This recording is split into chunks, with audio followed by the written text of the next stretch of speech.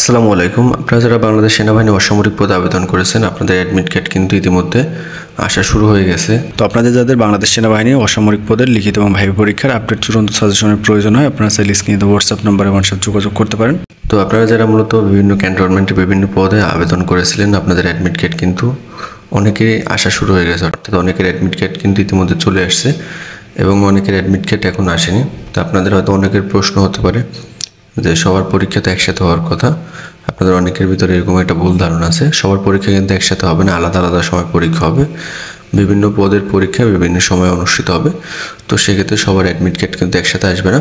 তো অনেকের admit card ইতিমধ্যে চলে আসছে, অনেকের 24 তারিখে পরীক্ষা হবে এবং যাদের অ্যাডমিট কার্ড এখন আসেনি তাদের অ্যাডমিট কার্ডও কিন্তু দ্রুত চলে আসবে, অর্থাৎ এই মাসের মধ্যে অনেকের অ্যাডমিট কার্ড চলে আসবে, বাকিগুলো কিন্তু আগামী মাস থেকে আসা শুরু হবে।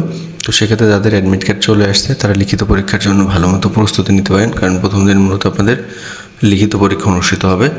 এবং যাদের অ্যাডমিট কার্ড এখন আসেনি তারা ধৈর্য ধরে অপেক্ষা করেন, কারণ আপনার অ্যাডমিট কার্ড আসলে পোস্ট অফিস থেকে আপনাকে মূলত খবর দেওয়া হবে, সেখান থেকে আপনি আপনার অ্যাডমিট কার্ডটা সংগ্রহ করে লিখিত পরীক্ষায় অংশগ্রহণ করতে পারবেন।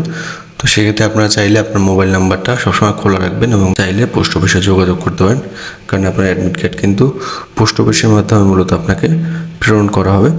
তো সেক্ষেত্রে কিছুদিন অপেক্ষা করেন, কিছুদিনের মধ্যে যারা অ্যাডমিট কার্ড পাননি তাদের অ্যাডমিট কার্ডও কিন্তু চলে আসবে।